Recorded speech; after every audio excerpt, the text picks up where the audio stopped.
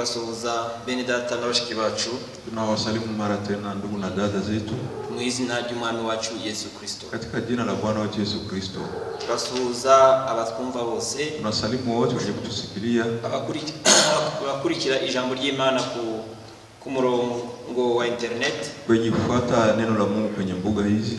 Bose turabasuhuza mu izina ry'Umwami wacu Yesu Kristo. Wote tunawasalimu katika jina la Bwana wetu Yesu Kristo. Ibahe umugisha. Mungu awabariki. Twongeye kwishima. Tunafurahi tena. Nkuko Daudi yavuze ati, kama vile Daudi alivyosema, narishimye cyane kubambira ngiye mu nzu y'Uwiteka. Nilifurahi sana waliponiambia twende nyumbani mwa Baba. Natwe turishimye, nasi tunafurahi kuko tubonye akanya, sababu tunapata wakati kugira ngo twumve ijambo ry'Imana, ya kuweza kusikia neno la Mungu. Nubwo bene data n'abashiki bacu, japo ndugu na wadada batashoboye kugera mu rusengero, hawakuweza kufika ndani ya kanisa bitewe n'ibihe bibi turimo by'icyorezo cya COVID-19, kutokana na nyakati mbaya ambapo tupo ndani za coronavirus. Akaba ariyo mpamvu bakurikira ijambo ry'Imana bari mu mago iwabo, na ndio maana wanafuatilia neno la Mungu wakiwa manyumbani kwao. Ariko nanone kuri ubwo buryo Imana yashyizeho, lakini kwa hii namna ambayo Mungu aliweka tena, tunabishimira Uwiteka. Tunashukuru Mungu. Imana rero ibaho umugisha. Mungu awabariki.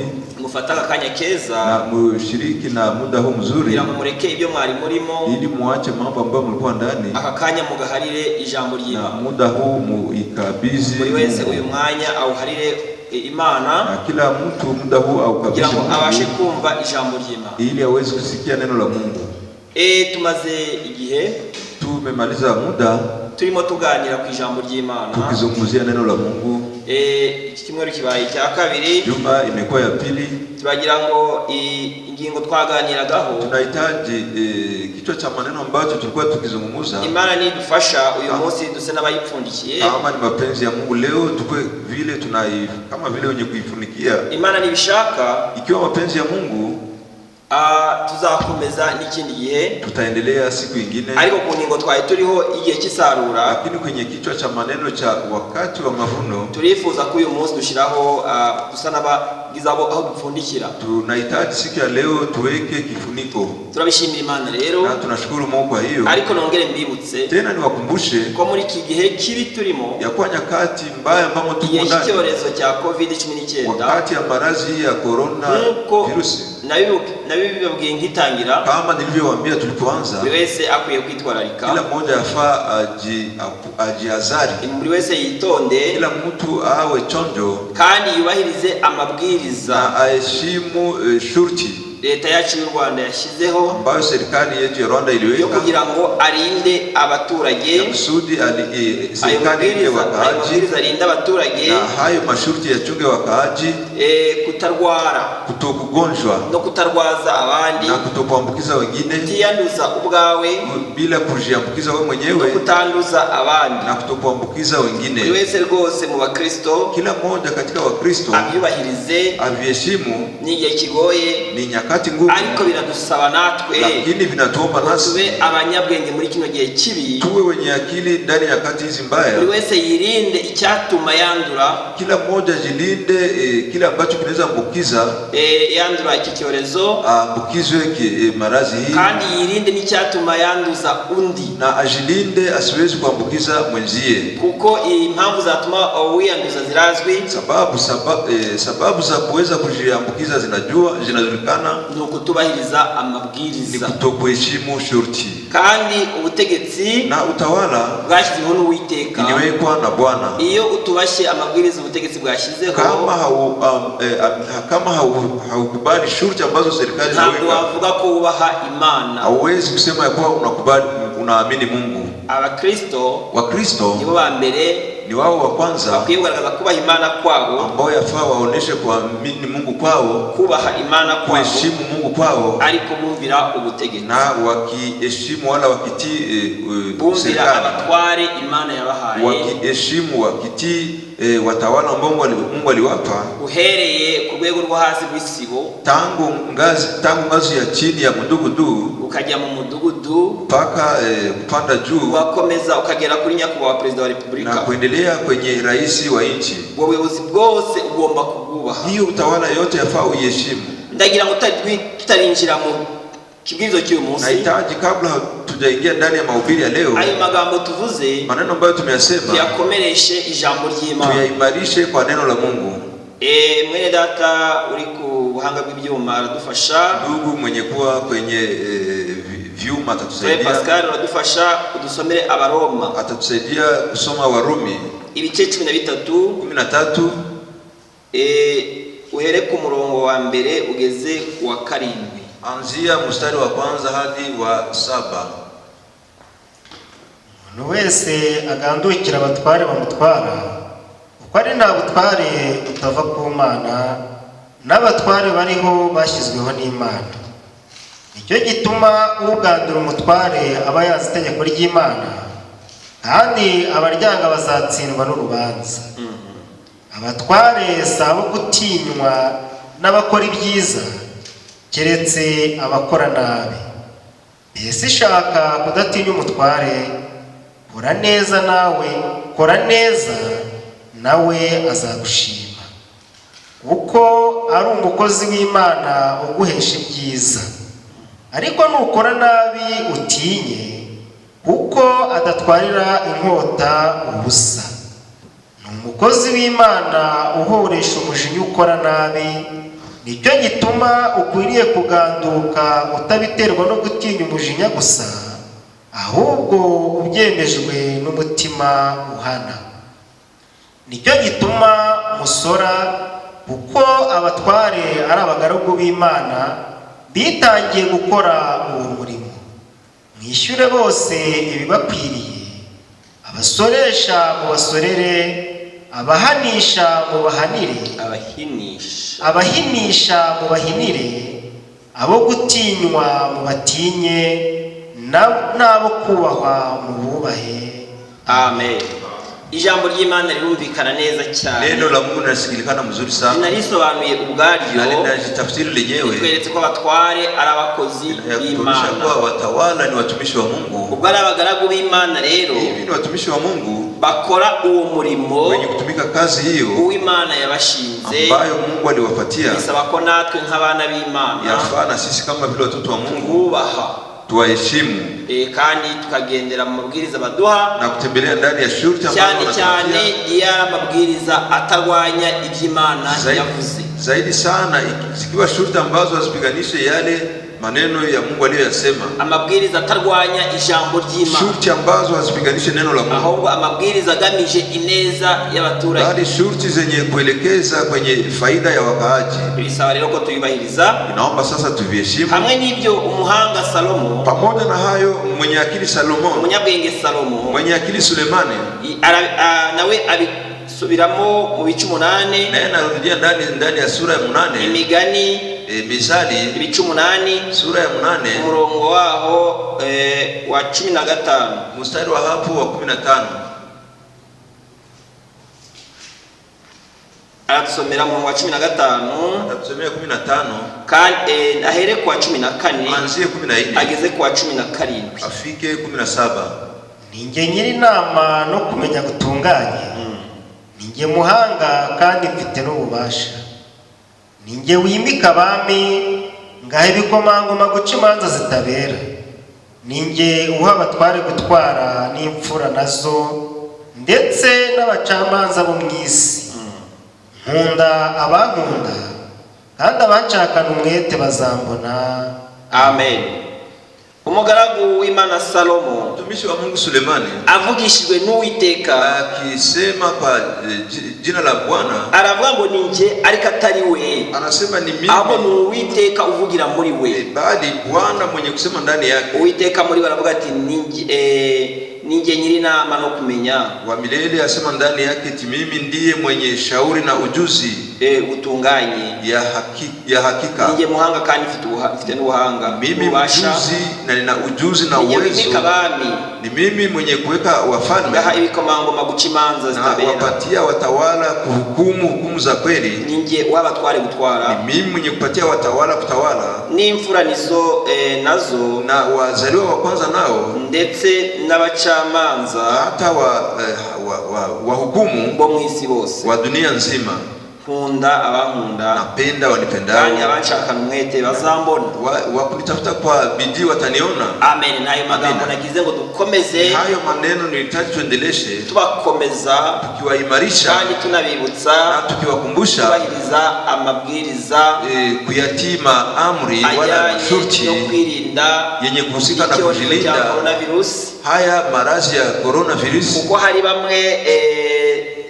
bamwe sababu kuna wamoja sabo mu Bakristo, si wa ndani wa Wakristo, ariko ni bamwe bali ni wamoja batazi ibyanditswe, wenye hawajui maandiko, bavuga bati wenye kusema eti kubahiriza ya mabwiriza, kuheshimu shurti hizi ni ikimenyetso cy'inyamaswa, ni alama ya mnyama. ariko abona batazi ibyanditswe byose, hao ni wenye hawajui maandiko, abona batazi ijambo ry'Imana, hao hawajui neno la Mungu. Mwebweho rero muri abanyabwenge, nyinyi mko wenye akili, ko mwigishijwe iby'Imana, sababu mlifundishwa mambo ya Mungu nkuko biri, kama ilivyo. Imana ibamugisha. Mungu awabariki. Ndagira rero ngo dusenge, nahitaji tuombe, tujye mu ijambo ry'umunsi, tuingie ndani ya neno la siku ya leo. Data wa twese uri mu ijuru, Baba wetu uliye mbinguni, Imana ikirangira kudukunda, Mungu mwenye haki kwa upendo, turagushimye, tunakushukuru, turagushimye cyane n'imitima yacu, tunakushukuru sana na mioyo yetu yote, bivuye mu ndiba y'imitima yacu, kwenye kilindi cha mioyo yetu, kongeye kugarurira icyubahiro, tunarudisha tena utukufu, ikuzo na heshima, ishimwe na sifa, kuhimbazwa na kusifiwa, no gupfukamirwa, na kupigiwa magoti ni ibyawe, ni vyako, kuko urabikwiye, sababu na vistahili. Waraturinze, ulitulinda, warinze abavandimwe bacu, ulilinda ndugu zetu, wakomeje kurinda itoro ryawe, uliendelea kulinda kanisa lako, bene data na bashiki bacu, ndugu na dada zetu, wakomeze kurinda ndetse n'igihugu cyacu, uliendelea kulinda na nchi yetu. Ibyo turabigushimiye mu izina rya Yesu Kristo. Hivyo tunakushukuru kwa hiyo katika jina la Yesu Kristo. Warakoze Mana. Asante Mungu. Ko ntabwo ari uko turabahanga, kwa kuwa si sababu tuko wajuzi, ariko dufite imbaraga sababu na nguvu ambazo si za kawaida, yemwe si n'ubwenge budasanzwe dukoresha, hata si akili yenye haiko ya kawaida ambayo tunaitumia, ahubwo ni imbabazi zawe ziri kuri twe, bali ni rehema zako ambazo ziko kwetu, zaturinze, rehema zako zilitulinda. Kwa ijambo ryawe rivuga riti, sababu neno lako linasema imbabazi z'Uwiteka, rehema za Bwana nizo zituma tudashira, hizo zinaacha hatumaliziki. Warakoze Mana. Asante Mungu, ukomeje kutulinda, waendelea kutulinda, kwiragiza, na tunajiweka mikononi mwako aka kanya kadasanzwe, muda huu ambao sio wa kawaida, hapo tugiye kumvamo ijambo ryawe, tunatarajia kusikia neno lako. Niwe wavugiye mu gitabo, wavugiye muri Timotheo uti, ni wewe ulisema ndani ya kitabu cha Timotheo eti ibyanditswe byera byose byahumetswe n'Imana, maandiko matakatifu yote yalipuliziwa na Mungu, kandi bigira umumaro wo kuduhugura, yana mafaa kwa kutuonya, no kutwigisha, na kutufundisha, no kuduhana, na kutuazibu, no kutwereka inzira nziza dukwiye guca, kutuonesha njia nzuri za kupita ndani. Ubwo rero tugiye gusoma ibyanditswe byera, tunatarajia kusoma maandiko matakatifu, unyuriye muri byo, kupitia ndani ya maandiko haya, wewe wabyandikishije, wewe uliyeandika, turagusaba ngo uduhe umwuka wabyo, tunakuomba utupatie roho yake, maze udukure mu byo kurya, na utuondolee ndani chakula bitunga ubuzima bwacu, chakulisha nafsi zetu, bidufasha mu rugendo rwacu, yenye kutusaidia ndani ya safari yetu ya mbele, bidukomeza no muri bihe na ya kutuimarisha ndani ya nyakati hizi mbaya. Ijambo ryawe rikiza abarwayi, neno lako la kuponesha wagonjwa, ijambo ryawe rikemura ibibazo bene data bashiki bacu bafite, neno lako la kutatua shida ambazo ndugu na wadada wako nazo, ijambo ryawe ritwongera imbaraga mu rugendo rusigaye imbere yacu, neno lako lituongezee nguvu ndani ya safari yetu inayobaki mbele, inyota, sababu tuna kiu yo kugusanganira, ya kukulaki. Ngaho rero tuyoboze ijambo ryawe, hebu tuongoze kwa neno lako, natarajia kulisoma, ulikoreshe, ulitumie, udukoreshe nk'ibikoresho by'imbura mu maro, kama vyombo visivyokuwa na mafaa, kuvuga ugukomera kwawe, ili tuweze sema ukuu wako, kuvuga n'ubwiru uri mu ijambo ryawe, sema siri yenye kuwa ndani ya neno lako, maze ayo magambo yawe ibaki imitima y'abayumva, maneno yako yajenge mioyo ya wenye kulisikia wote, imitima y'abumva iri jambo, ufungue mioyo ya watakaosikia, kuvuye ku Mana, wapatie ufunuo kutoka kwa Mungu, waravuze ati munsi nyuma ntawuzigisha undi, sababu sema siku za mwisho hakuna atakayefundisha wengine kumjua Mungu, ahubwo umwuka wawe wenyine, bali roho wako mwenyewe uzigisha abana atakayefundisha wana wako. Binyure muri ijambo rero, kupitia ndani ya neno hili basi ukoreshe, ututumie, ukoreshe n'abatwumva, utumie na watakao tusikia, babashe kwakira ijambo ryawe, ili waweze kusikia neno lako, babashe kugira umurimo mu mibereho yabo ya buri munsi, iweze kuwa na mafaa ndani ya maisha yao ya kila siku. Tunaamini ya kuwa utafanya, ko tubyambaje mu izina ry'Umwami wacu Yesu Kristo, maana tunavisi katika jina la Bwana wetu Yesu Kristo. Amen. Amen. turihuta tutaharikisha muri Matayo, ndani ya Matayo aho tumaze igihe dusoma, hali ambapo tunamaliza siku tukisoma, n'ubundi niho duhera, na ni hapo tutaanzia ibice 13 Matayo. turahera ku murongo wa 37 anzia mstari wa 37 wo gucungura igihe, kwa kukomboa wakati. hera kuri 36 anzia 36. maze asezera ku bantu, yinjira mu nzu. Abigishwa be baramwegera bati, dusobanurira umugani w'urukungu rwo mu murima. Arabasubiza ati, ubiba imbuto nziza ni umwana w'umuntu, umurima ni isi, imbuto nziza nizo bana b'ubwami. Urukungu ni abana b'umubi, umwanzi warubibye ni umwanzi. Isarura ni imperuka y'isi, abasaruzi ni abamarayika. Nk'uko urukungu rurandurwa rugatwikwa, niko bizaba ku mperuka y'isi. Umwana w'umuntu azatuma abamarayika be bateranye ibintu bigusha byose n'inkozi z'ibibi, babikure mu bwami bwe, babajugunye mu itanura ry'umuriro. Niho bazaririra bakayakenyera amenyo. Icyo gihe abakiranutsi bazarabagirana nk'izuba mu bwami bwa se. Ufite amatwi niyumve. Amen. Amen. Amen. Umwami wacu ahabushimwe. Bwana wetu apewe sifa na heshima. Ibice byinshi twarabirangije. Sehemu nyingi, shahidi nyingi tumekwisha zimaliza. Twabonye ubiba imbuto nziza. Tuliona mpandaji mbegu nzuri. Wari umwana w'umuntu. Yakuwa ni mwanadamu. Twabonye ko umwana w'umuntu ari Yesu Kristo. Tuliona ko mwanadamu ni Yesu Kristo. Twabonye ko umwana w'umuntu ni Yesu Kristo. Tuliona ko mwanadamu ni Yesu Kristo. Nk'umuhanuzi. Kama nabii. Kwa Yesu Kristo. Yesu Kristo yakoze mu buryo butandukanye. Alitumika namna tofauti. Yakoze nk'umuhanuzi. Alitumika kama nabii. Akora nk'umwana w'Imana. Akatumika kama mwana wa Mungu. Akora nka mwene Dawidi. Akatumika kama mtoto wa Daudi. Akora nk'intare y'umuryango wa Yuda. Akatumika kama simba ya kabila ya Yuda. Akora mu buryo butandukanye. Akatumika namna tofauti. Akora nk'Uwiteka. Akatumika kama wa milele. Akora nk'Imana. Akatumika kama Mungu ukomeye mwenye nguvu. Akora nka data wa twese. Akatumika kama baba wetu wa milele. Akora nk'igitare cyaherekezaga Israeli. Akatumika kama mwamba iliyosindikiza Israeli. Akora mu buryo butandukanye. Akatumika muhali tofauti. Akora nk'ijambo. Akatumika kama neno la Mungu. Unaona mwana w'umuntu anga mwana w'umuntu. Huyo ni mwanadamu mahali hapa. Ni Yesu Kristo umuhanuzi. Yesu Kristo nabii. Wandikishije ibyanditswe byera. Aliandikisha maandiko matakatifu. Byandikishije ngo bibashe kutuyobora. Na hayo maandiko yaliandikwa ili aweze kutuongoza. Yaje mu isi. Alikuja duniani kugira ngo abashe gukiza icyazimiye. Ili aweze kuokoa kilichopotea. Kandi abo yaje gukiza. Na kiliacha nakuja kuokoa. Nange ndimo. Na mimi niko ndani. Nizera ko nawe urimo. Naamini ya kuwa na uko ndani. Ariko niba nawe ubyize. Lakini kama na wewe unaviamini. Umwana w'umuntu rero. Huyo mwanadamu twarabibonye mu buryo bugari. Tuliviona kwa upana. Tubona ko ari wabibye imbuto nziza. Tubona ya kuwa ndiye aliyepanda mbegu nzuri. Tubona ko imbuto yabibye. Na mbegu aliyoipanda. Yabibye hano ku isi. Alipanda hapa duniani. Ari abana b'ubwami. Ni watoto wa ufalme. Iyo mbuto na abana b'ubwami. Hiyo mbegu ni watoto wa ufalme. Tugeze muri Luka 8. Tufika ndani ya Luka sura ya 8. Umurongo waho wa 20. Mstari wake wa 20. Tubona ko imbuto yabibye. Tubona mbegu aliyoipanda. Ni jambo rye. Ni neno lake. Iryo jambo rye rero. Hilo neno lake sasa.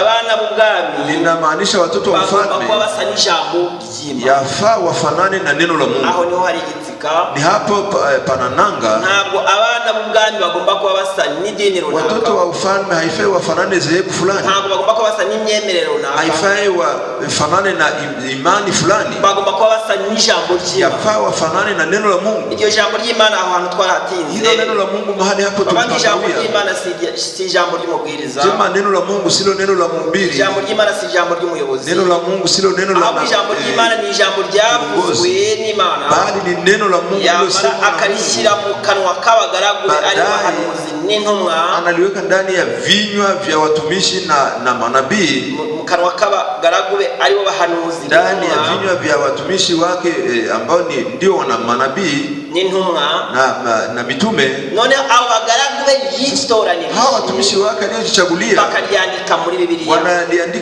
wanaliandika ndani ya Biblia, bamaze kuliandika muri Biblia, wakishaandika ndani ya Biblia wakafunga, maze Uwiteka ashiraho ikimenyetso. Sasa wa milele akaweka muhuri, aravuga ati uzaryongera, akasema atakaye liongeza azongererwa ibyago byazwe, ataongezewa mapigo yenye kuandikwa ndani ya kitabu, uzarigabanya, atakaye punguza azakugwa ku cya giti, ataondolewa kwenye mti. maze Paulo aravuga ati, sasa Paulo anasema naho malaika yamanuka avuye, hata malaika ashuke toka mbinguni, ukabona malaika aramanutse, malaika anashuka jinsi awezavyo kuwa, yamara akabwiriza ibinyuranye n'ibyanditswe muri iki gitabo, anahubiri tofauti na Biblia hii, ni Biblia na hii Biblia, malaika ngo avuye, huyo malaika alaniwe. Eseye, je, ndabaza, nauliza, unyumva wese anisikia yeyote, niba Paulo kama Paulo kumubakisha ubwenge, kama vile mjengaji mwenye akili washyizeho urufatiro, aliyeweka msingi, abihawe n'Umwuka Wera, akivipewa na Roho Mtakatifu, ahamagawe na Yesu Kristo, akiitwa na Yesu Kristo, atarahamagawe n'umuntu, hakuitwa na mwanadamu, atumwe na Yesu Kristo ubwe, lakini Yesu Kristo mwenyewe, akiwa na Yesu Kristo mwenyewe, akaweka urufatiro rwo kwizera, msingi ya waamini yo kwizera, msingi ya kuaminiwa, akagira uhindura kubyanditswe muri iki gitabo, pakiwa kubadilisha mambo yenye kuandikwa ndani ya kitabu, uongeraho ibintu bitaboneka muri iki gitabo, pakiwa kuongeza mambo ambayo yapatikana ndani ya kitabu, nawe akabyigisha nkaho ari ijambo ry'Imana, naye afundishe kama ni neno la Mungu, agateka abantu kubigenderaho nkaho ari ijambo ry'Imana, na kuamuru watu wavitembelee ndani kama ni neno la Mungu, ari ibintu bivuye mu bwenge bw'abantu, japo ni mambo ya kutoka ndani ya akili za watu, ari ibintu bivuye muri filosofia y'abantu, japo ni matendo ya filosofia ya watu, ari ibintu bivuye mu nama y'abantu bicaye bakemeza, mambo yenye kutoka ndani ya watu wenye eti na kwebwe mu nama yacu kubadilisha, iteye gutya, eti sisi ndani ya imani yetu kwebwe mu nama twakoze, ndani ya mkusanyo yetu tuliyofanya, dusohoye imyanzuro ivuga ngo tumechagua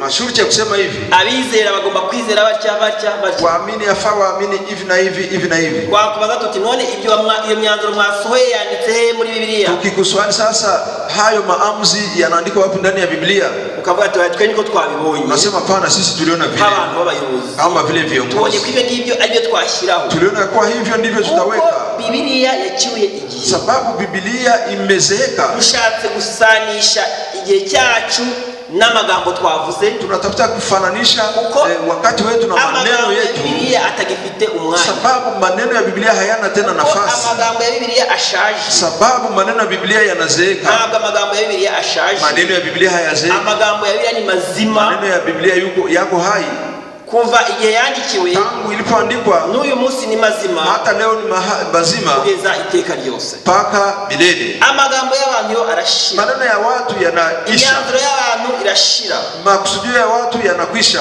abantu ubwabo barashira, watu wao wanamalizika, igihe cyabo kikabaho kikarangira, nyakati zao zinakuwa na ukomo, ubwenge bwabo bukabaho bugashira, akili zao zinakuwa zinaisha, ariko ijambo ry'Imana rihoraho iteka ryose, neno la Mungu linakuwa milele.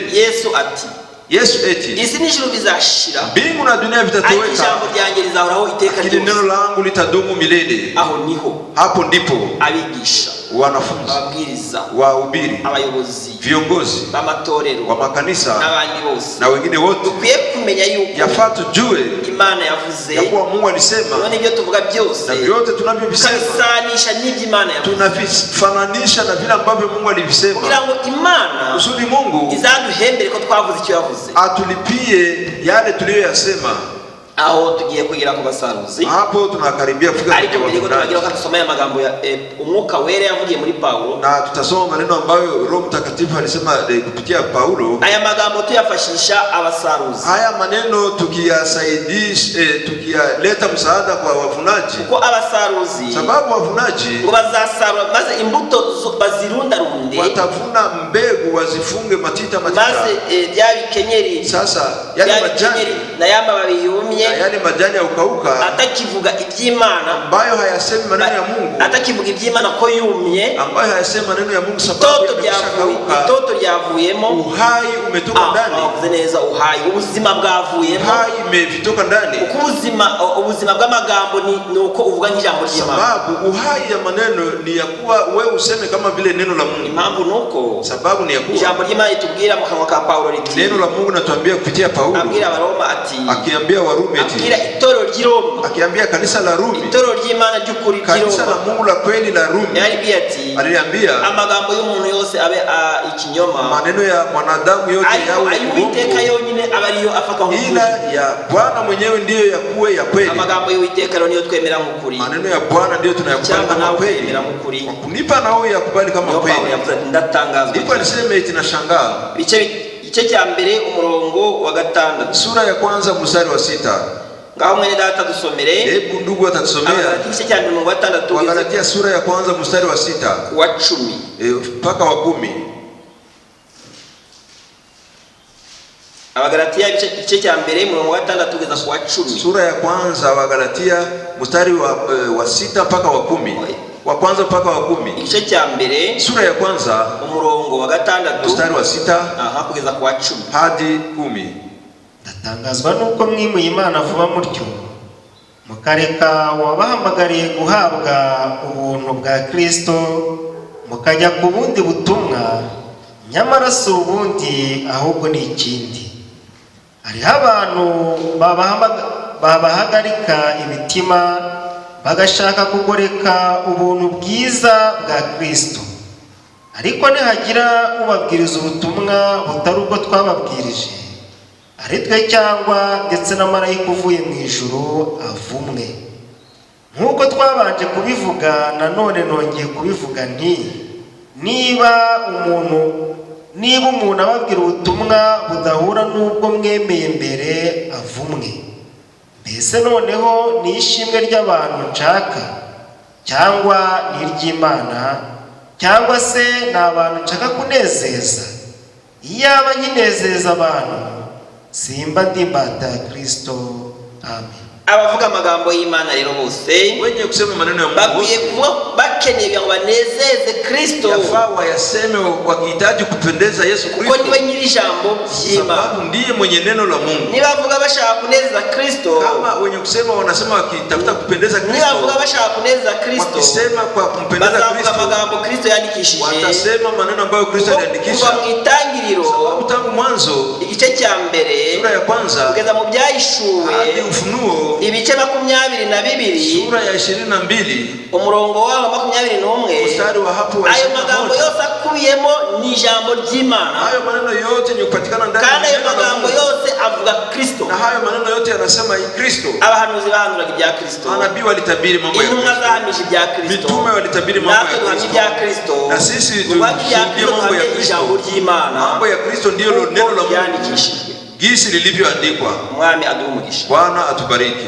Mwana w'umuntu rero, mwanadamu sasa, umuhanuzi, nabii. Iyo turebye abahanuzi mu Isano rya Kera none, tunapoangalia manabii tena Agano la Kale, nabo Imana yabakoresha nk'umwana w'umuntu, na wao Mungu aliwatumia kama vile mwanadamu, uko amagambo bavuga, sababu maneno waliyosema ntabwo yari yabo, hayakuwa maneno yao, bavuga amagambo bahumekewe n'Imana, bali alikuwa maneno ambayo ya magambo akaba ari Imana barimo bavuga. Hayo maneno yanakuwa ya Mungu ambao unayasema, kabone nubo yabagiraho ingaruka, japo hata walete kumazara, ariko bari abahanuzi b'Uwiteka, lakini walikuwa manabii wa baratumwe n'Imana, walitumwa na Mungu, bayavugaga bazi ko bari kuvuga iby'Imana yavuze, waliyasema wakijua wanasema maneno ya Mungu, bamara kuyavuga wakishayasema impande ebyiri, sehemu mbili, abatambyi b'icyo gihe wala makuhani wa wakati huo amagambo y'Imana nyuranye n'amagambo bigisha, nasikia maneno ya Mungu ni tofauti na mafundisho yao, wanachukua na kuwafunga gerezani ijambo ry'Imana, sababu walisema neno la Mungu, babata muri gereza,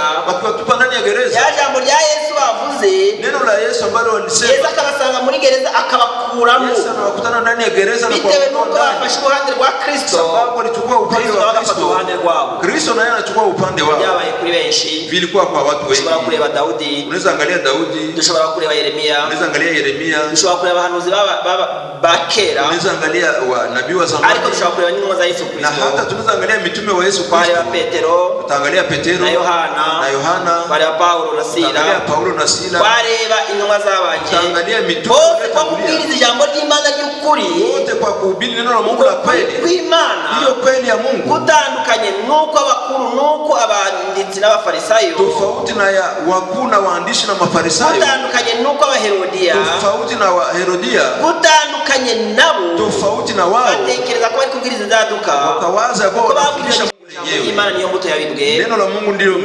pandwa, na hata leo ni igihe cyo kubwiriza ijambo ry'Imana ryonyine, ni wakati wa kuhubiri neno la Mungu lenyewe, kuko niyo mbuto yabibwe, sababu ndio mbegu iliyopandwa, igomba gusarurwa, na ndio mbegu yafaa ivunwe. Umurima twabonye kwa isi, shamba tuliona ni dunia, isi twabonye mu buryo burebure cyane, dunia ambayo tuliona mnamna mrefu sana. Hari isi izasarurwa, kuna dunia itakayovunwa. Isi na abantu, dunia ni watu, kandi isi irimo abantu mu buryo bubiri, watu wanandani, dunia ina ndani watu wa aina mbili. Harimo abantu bitwa abana b'Imana, wenye kuitwa watoto wa Mungu. Abo bana b'Imana bari mu isi bakunda ijambo ry'Imana, watoto wa Mungu duniani wanapenda abana b'Imana bari mu isi bakunda amagambo ya Imana. Mungu wenye kuwa ndani ya dunia wanapenda neno la Mungu. Abana bari mu isi bakunda izina rya Yesu Kristo. Watoto wa Mungu wenye kuwa duniani wanapenda jina la Yesu Kristo. Abana b'Imana bari ku isi bizera Yesu Kristo. Hawa watoto wa Yesu wenye kuwa duniani wa Yesu Kristo, abana b'Imana bari ku isi bakunda Yesu Kristo, wanampenda Yesu Kristo, ndetse baramwizera, hata wanamwamini, kuko ari abana b'Imana, sababu ni watoto wa Mungu. Kuko Imana ntiwayikunda, Mungu hawezi kumpenda kuko ntuyibona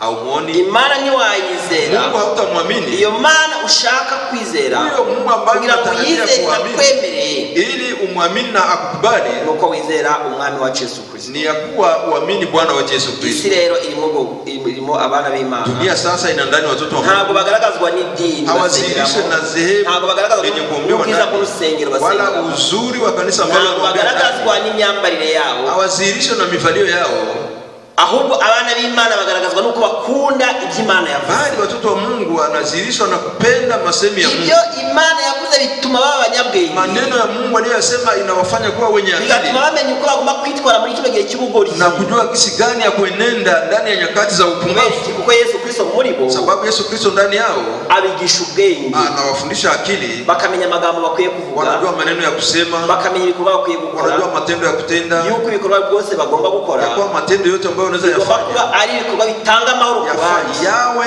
matendo ya kuleta usalama kwa wengine, kuko iyo ushaka amahoro, sababu unapotarajia usalama na wewe unapana sana. Abana b'Imana nako barakira Yesu Kristo muri bo, watoto wa Mungu, sababu wana Kristo ndani yao, ni wenye kupana usalama, ni wagawaji wa salama. Amen. Amina. Isi rero dunia sasa ikamo n'abandi inakuwa ndani wengine badakunda ijambo ry'Imana, nao hawapendi neno la Mungu hata kidogo, batakeneye no kubona umwanya wo kumva ijambo ry'Imana, na hawana hitaji hata ya kuelewa neno la Mungu, bali kinachowasumbua ni dunia tu, ni mikorere y'isi, na hali ya mitumikio ya dunia, ni mitware y'isi, na mienendo ya dunia igayitse, yenye kusaraulika, iteye isoni, ya kuleta haya itari kwiriye kugaragara, ambayo haingelistahi, ariko bari mu mwijima, sababu wako ndani ya giza, mitware yao, mienendo yao, nari mitwarire y'umwijima, unaona ni mienendo ya giza, amagambo bavuga, maneno wanayosema, amagambo ateye isoni, ni maneno ya kuleta haya, imyambarire yao, mivalio yao, imyambarire iteye isoni, ni mivalio ya kuleta haya, kweriki nabisi, sababu ni wa dunia. Ariko uyu munsi, lakini leo Imana iraguhamagara, Mungu anakuita, niba inapo buzima nawe urimo, kama ndio maisha yako ndani, umwami Yesu ari ku ntebe y'imbabazi, leo Bwana Yesu Kristo kwenye kiti cha rehema, ukisikia sauti yake, winangire umutima, usifanye moyo, kandi numusanga, na ukimkuta Yesu Kristo arakwakira, atakupokea, nawe ubarwe mu mubare w'abana b'Imana, wewe uhesabiwe ndani ya hesabu ya watoto wa Mungu. Twabonye imbuto bakora abana b'ubwami, unaona ni watoto wa ufalme, kandi iyo mbuto yatewe ni ingano, hiyo mbegu iliyopandwa ni ngano, tubona ko nuwateye nawe ari ingano ubwe, naona yakona aliyepanda naye mwenyewe analinganishwa na neno huyo Kristo, iye Yesu Kristo. Nubango iyo mbuto yatewe ifite kamere imeze nk'iyayiteye, mbegu iliyopandwa ina aina ya yule aliyeipanda, ariko nyuma yo kuyitera hatewe urukungu, lakini baadaye ya kuipanda urukungu na abana b'umubiri. Magugu ni watoto wa mwovu. Abana b'umubiri wakwibaza uti, watoto wa mwovu utajiuliza, sasa abana b'umubiri hano ku isi? Sasa kuna watoto wa mwovu hapa duniani? Ndio, hari abana b'umubiri. Kuna watoto wa mwovu. Abana b'umubiri kibagaragaza, hao watoto wa mwovu kinachowazihirisha ni jambo likomeye, ariko na abana wa Satani. Ni neno kubwa, lakini ni watoto wa shetani. Yaremereye kurivuga, ni nzito kusema, ariko na abana wa Satani. Lakini ni watoto wa shetani. Kwa wa Satani niki kinaonyesha kwa ni watoto wa shetani. Jambo kimani yatubiyeko, neno wa Mungu lituambia kwa wa Satani kinachozihirisha kwa watoto wa shetani ni sababu wanakatala Mungu. Kwanga Imana ni kwanga ijambo rye. Kuchukia Mungu ni kuchukia neno lake. Kwanga Imana ni kwanga Yesu. Kuchukia Mungu ni kumchukia Yesu Kristo. Hapo ni Yohana 8:44. Abo bana rero umwanzi, hao watoto wa adui ntabwo bashobora kwizera ukuri, hawezi kuamini kweli, ntabwo bashobora kwemera ijambo ry'Imana, hawezi kukubali neno, ntabwo bashobora kugendera mu nzira y'Imana, hawezi kutembelea ndani ya neno. Yemwe nubwo baba mu rusengero, hata wakae ndani ya kanisa, yemwe nubwo basenga umunsi ku munsi, hata wanaomba siku kwa siku, ariko muri bo nta buturo bw'Imana bwabo, sababu ndani yao hakuna makao ya Mungu. Kila mara wanafikiri mambo mabaya, kila mara wanakusudia mambo mabaya, kila mara wanafanya usaliti, kila mara wanafikiri kuua, kila mara wanafikiri kufanya vibaya kwa wengine. Hawana upendo ndani yao. Upendo ni Kristo Yesu. Upendo ndiye Yesu. Muri wana urukundo rwabo. Ndani yao hakuna ndani upendo. Teka ryose ni urwango. Kila mara ni chuki. Kandi bakora iby'urwango. Na wanapofanya mambo ya chuki, roho zao zinastahili. Kuko nta mwanya w'Imana uri muri bo. Sababu hamna ndani yao nafasi ya Mungu. Amen. Amina. Abo ngabo nanone, hao nao tena bageranywa n'urukungu, wanalinganishwa na magugu. Kandi urukungu, na hiyo magugu ruzatwikwa, itachomwa, urwo rukungu ni imbuto itari y'Imana. Hiyo magugu ni mbegu ambayo sio mbegu ya ijambo ry'Imana, ni mbegu ambayo sio mbegu ya Mungu, ijya gusa n'ijambo ry'Imana, lakini inakaribia kufanana neno la Mungu. igira isa nk'ari ijambo ry'Imana, inafanana kama neno la Mungu, ariko warishaka muri Biblia, lakini ukitafuta ndani ya Biblia kautaribonamo, hauwezi kuipata ndani. Hiyo ni magugu, ngo nurukungu, hiyo ni magugu, kandi abantu bararwizera, na watu wanaiamini, kandi abantu bararwemera, watu wanaikubali, kandi abantu bagasana rwo, watu wanafanana naye, kandi bagasana rwo, na wanafanana naye ijambo ry'Imana, na haiko neno la Mungu. Ukabona umuntu asanabyo ariko wabishaka muri Biblia ntubibone. Kuna mtu anafanana navyo, ukivitafuta ndani ya Biblia hutavipata. Hiyo ni magugu. Izo nyigisho ni urukungu. Hayo mafundisho ni magugu. Kandi zizatwikwa. Tena yatachomwa. Icyampa wewe, wakunipa wewe, zizatwikwa. Zitakapochomwa, wamaze kuzihana, wewe uko umekwisha tubu, kazisokamo, na kutoka ndani ya jambo ry'Imana, na kuamini neno la Mungu lenye uzima. Hari n'abandi, kuna wengine bitwa ababi, wenye kuitwa wabaya, nao ni magugu, nyamara bari mu bwoko bw'Imana, japo walikuwa ndani ya kabila, bari hamwe n'ubwoko bw'Imana, walikuwa pamoja na kabila la Mungu.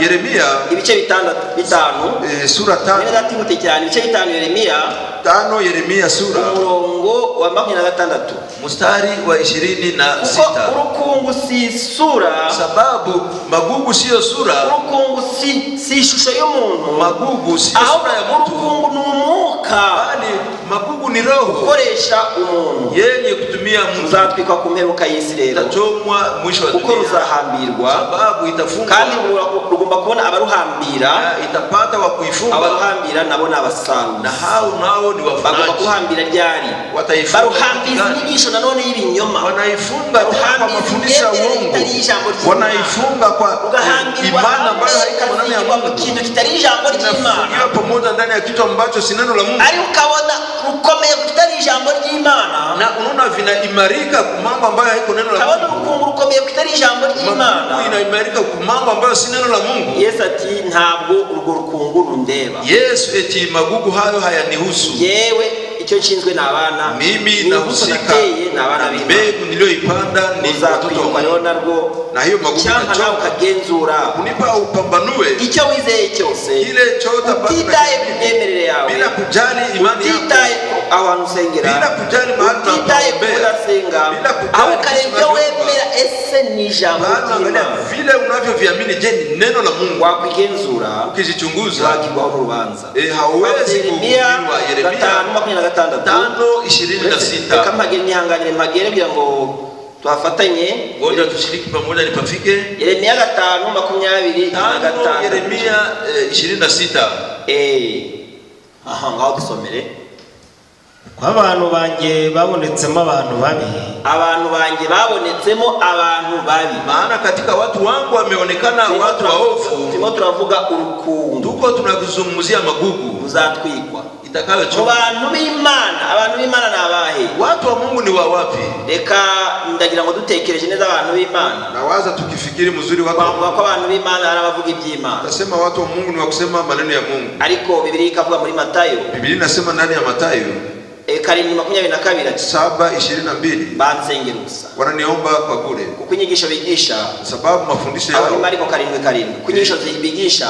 Mafundisho wanayofundisha ari imihango y'abantu. Ni madesturi ya watu. Mu bantu banjye rero. Ndani ya watu. Abandi babonwa ko ari ab'Imana. Wale wenye kusema ni watoto wa Mungu. Babandi babonwa ko ari abantu. Wenye kuonekana ya kuwa ni watu wa Mungu. Habonetsemo ababi. Mulipatikana ndani wa abo babi bameze bate mweza. Hao wako namna gani?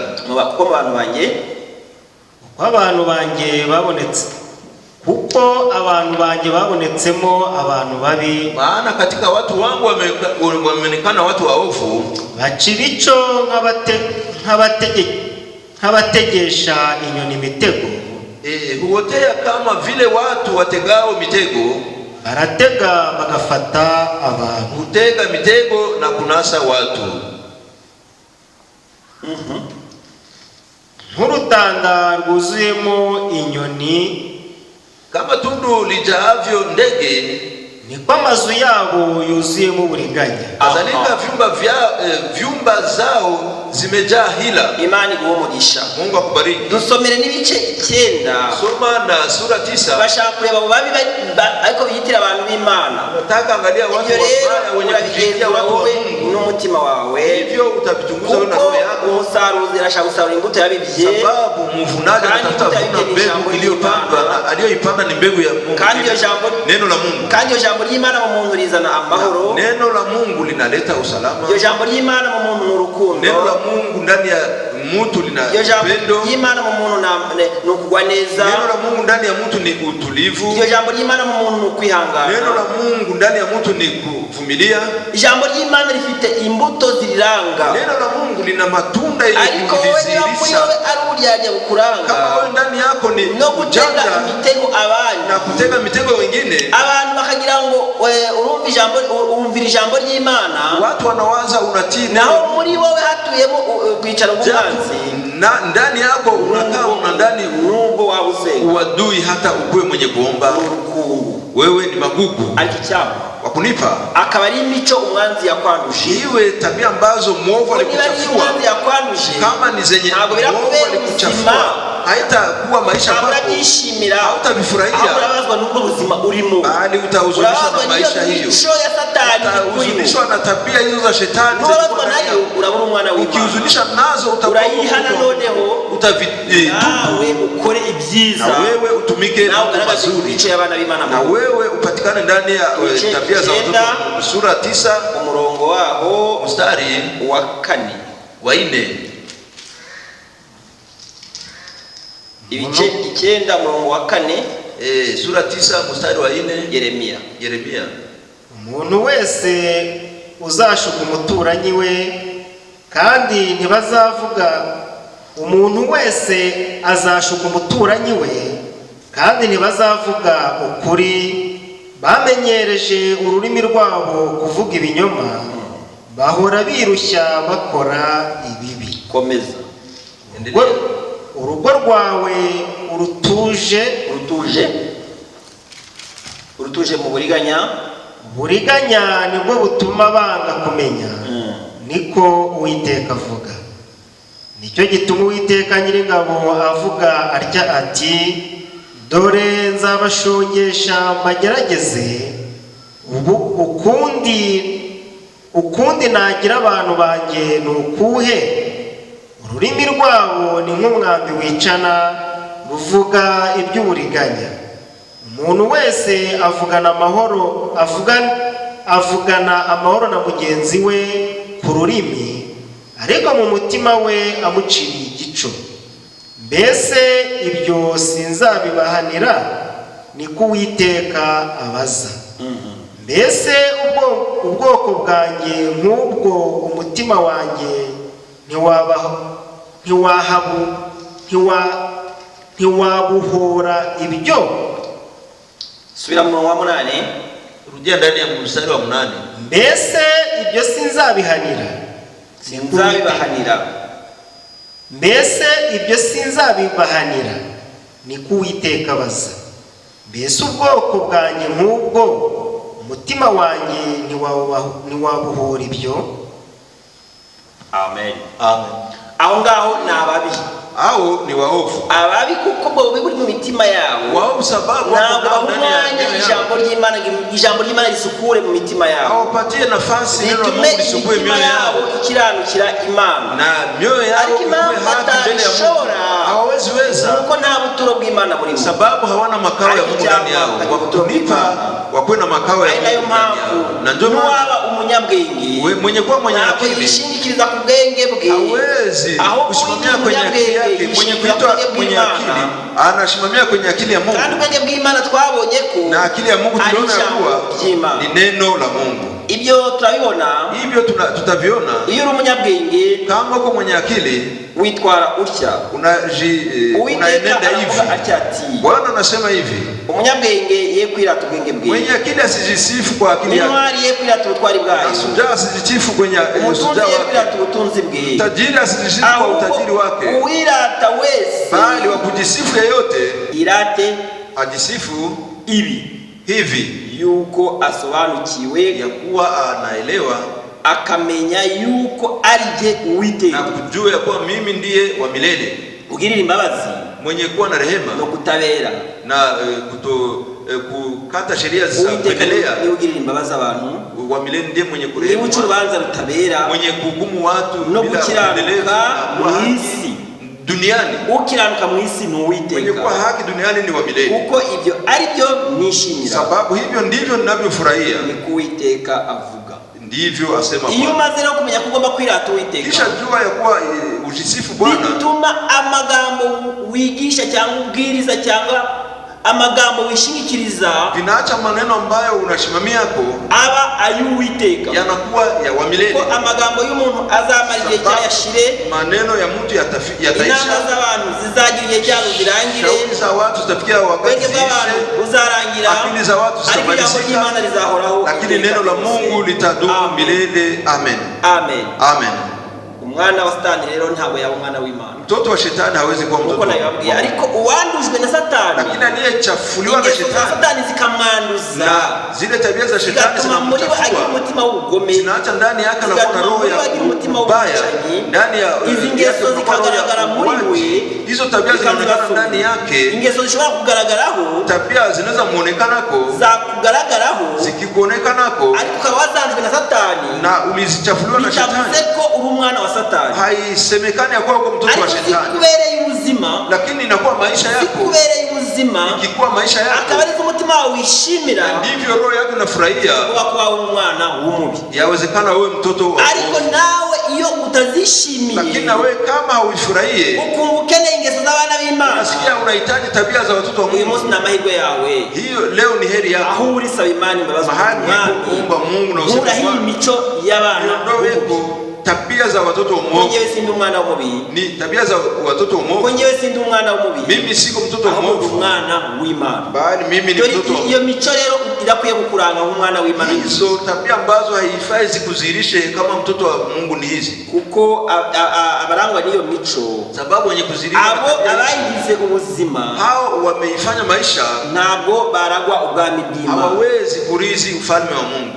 Aho turi mu Galatia 5:19, hapo ni Galatia 5:19. Imirimo ya kamere iragaragara niyi, matendo ya tabia mbaya ni hizi y'umubiri. Hagere mwene data 5:19 Abagalatia, ngenda hasoma 5:19 Abagalatia, mimi nitapasoma. Hagere mwene data Paulo, dore imirimo ya kamere iragaragara niyi: gusambana, gukora ibiteye isoni n'iby'isoni nke, no gusenga ibishushanyo, no kuroga, no kwangana, no gutongana, n'ishyari, n'umujinya, n'amahane, no kwitandukanya, no kwirema ibice, no kugomanwa, no gusinda n'ibiganiro bibi n'ibindi bisabityo ndababwira hakiri kare nkuko nabibabwiye kera yuko abakora ibisabityo batazaragwa ubwami bw'Imana. Basi matendo ya mwili ni dhahiri, ndiyo haya: uasherati, uchafu, ufisadi, ibada ya sanamu, uchawi, uadui, ugomvi, wivu, hasira, fitina, faraka, uzushi, husuda, ulevi, ulafi na mambo yanayofanana na hayo. Katika hayo na waambia mapema, kama nilivyokwisha kuwaambia, ya kwamba watu watendao matendo ya jinsi hiyo hawataurithi ufalme wa Mungu. Amen. Mubango iyo ariko ubuzima bwawe ibintu dusomye. Mambo haya yanakuwa maisha yako. Ubikoze urashimishwa. Unapofanya haya unafurahi.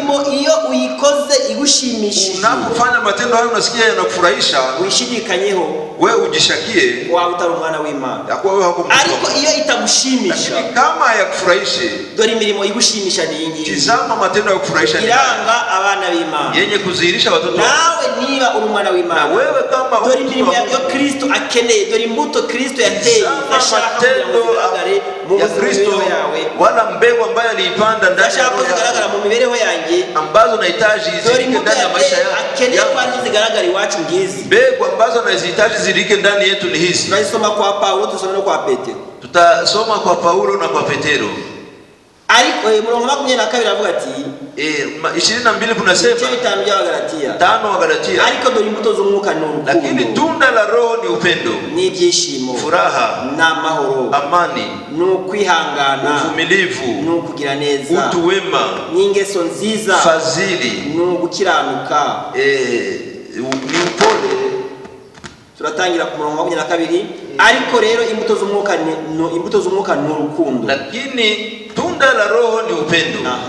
Ni ibyishimo, ni furaha, kwishimira mu Mwami Yesu, furahia ndani ya Bwana Yesu, na mahoro, ni amani, no kwihangana, uvumilivu, no kugira neza, ni utu wema, ntabwo ari kugira nabi, haiko kufanya vibaya, ni ingeso nziza, ni fadhili, si ingeso mbi, ni fadhili, sio matendo mabaya, ni gukiranuka, ni uaminifu, ni gukiranirwa, ni haiko kuwa mwenye uharibifu, ni ukugwa neza, ni upole, ni ukwirinda, kiasi. Ibimeze bityo juu ya mambo haya ko abihana. Hakuna sheria. Wakristo babambanye kamere, walisulubisha mwili pamoja na mawazo yake mabaya na tamaa zake. Petero rero aravuga ati, Petero anasema, Petero arakomeza avuga ati, Petero anaendelea kusema, ibikwiye kuranga abana b'Imana. Tazama yanayostahili kuzihirisha watoto wa Mungu. Ibikwiye kuranga abana b'Imana ni ibi. Vinavyofaa kuzihirisha watoto wa Mungu. Niba nawe uri umukristo, kama nawe uko Mkristo, niba nawe uri umwana w'Imana, kama nawe uko mtoto wa Mungu, ibikwiye kukuranga. Tazama vinavyofaa kuzihirisha. Petero wa kabiri, waraka wa pili wa Petero, umurongo wa 5. Sura ya kwanza mstari wa 5. Ibyo abari byo bituma mugira umwete wose. Naam, na kwa sababu hiyo mkijitahidi sana kwa upande wenu, ugira umwete ukoresha iyo bwabaga, nawe ushakishe, kujitahidi sana na kutafutisha.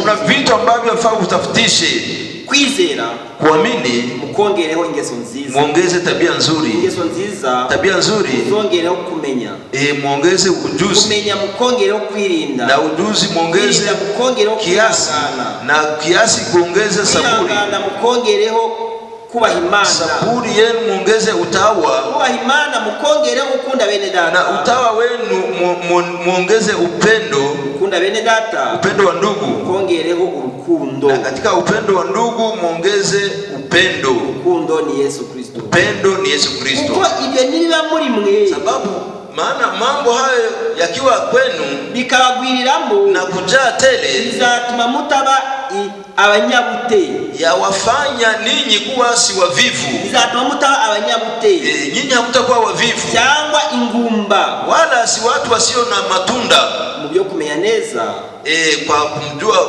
mzuri umwami wacu Yesu Kristo. Bwana wetu Yesu Kristo. Amen. Amen. Ibyo niba muri mwe, Kama hivyo vikiwa ndani yenu, bizatuma mutaba ingumba, vitawafanya nyinyi kuwa wenye kuzaa matunda. nta muzaba abanyabute, Hamtakuwa wavivu. umwami wacu ahabishimwe n'icyo. Bwana wetu apewe sifa na heshima.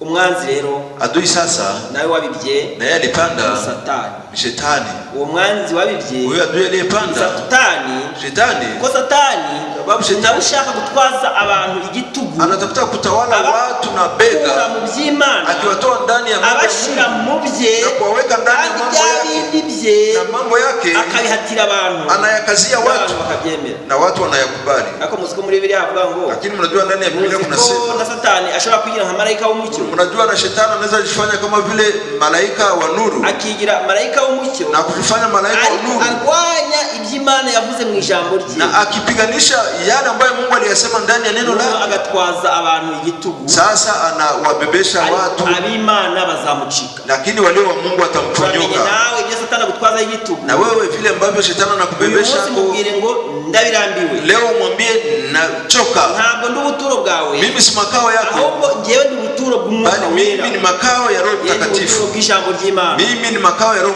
ya neno la Mungu. N'abatwaza igitugu, Shetani asiwabebe kwa nguvu.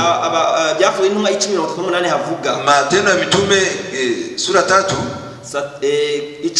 sura 10:38. Satani rero, Shetani sasa iherezo rye ni ukurimbuka, mwisho wake ni kuangamia, mwisho wake ni kuangamia, kandi n'abazamukurikira na watakao kumfuata bakanga iby'Imana yavuze na kukatana yale ambayo Mungu aliyasema kuri ijambo ry'Imana, na kukatana neno la Mungu, bazarimburanwa nawe, wataangamizwa pamoja ariko naye. icyamba ntubarirwe muri bo. Kupatia usihesabiwe ndani ya hao. Ibyahishuri 20, Ufunuo sura 20 umurongo wa 2. mstari wa 2. Mwene data arihuta Ndugu ataharikisha kugira ngo tuvuge ku basaruzi, ili tuseme juu ya wavunaji. Fata cya kiyoka aricyo ya nzoka ya kera, ariyo mwanzi na Satani, akibohera kugira ngo kimare imyaka 1000, akijugunya ikuzimu, arahakinga, ashyiriraho ikimenyetso gifatanya, kugira ngo kitongera kuyobya amahanga kugeza aho iyo myaka 1000 izashirira. Icyakora nishira, gikwiye kuboherwa kugira ngo kimare, gikwiriye kubohorwa kugira ngo kimare igihe gito.